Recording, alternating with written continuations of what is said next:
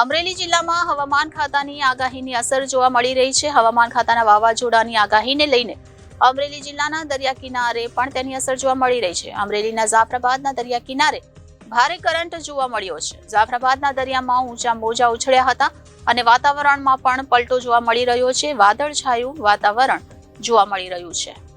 જાફરાબાદ બંદર પર દરિયો તોફાની બન્યો છે, જેને લઈને તંત્ર એલર્ટ છે. દરિયામાં કરંટ સાથે તોફાની સ્વરૂપ જોવા મળ્યું છે. ઊંચા મોજા ઉછળી રહ્યા છે. ત્યારે જાફરાબાદના દરિયાકાંઠે આવેલા શિયાળ બેટ સહિત 9 ગામડાઓમાં પણ એની અસર જોવા મળી રહી છે. સાથે જ વાવાઝોડાને લઈ ડિઝાસ્ટર કંટ્રોલ રૂમ સતત એક્ટિવ છે. હાલ પોરબંદરના દરિયાકાંઠેથી પણ 500 કિલોમીટર દૂર છે, તો આગામી 24 કલાકમાં આ મોજા વધારે ઉછળી રહેશે તેવું અનુમાન લગાવવામાં આવી રહ્યું છે અને હવામાન વિભાગે વરસાદ અને વાવાઝોડાની આગાહી પણ કરી છે.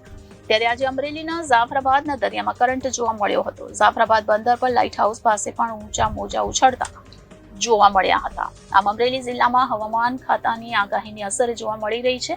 હવામાન ખાતાના વાવાઝોડાની આગાહીને લઈને અમરેલી જિલ્લાના દરિયા કિનારે પણ તેની અસર જોવા મળી રહી છે. અમરેલીના જાફરાબાદના દરિયા કિનારે ભારે કરંટ જોવા મળ્યો હતો અને જાફરાબાદના દરિયામાં ઊંચા મોજા ઉછળ્યા હતા અને વાતાવરણમાં પણ પલટો જોવા મળી રહ્યો હતો. હાલ વાતાવરણમાં પણ વાદળછાયું વાતાવરણ જોવા મળી રહ્યું છે. બાબુભાઈ વાઢેર, જનાદેશ ન્યૂઝ, જાફરાબાદ, અમરેલી.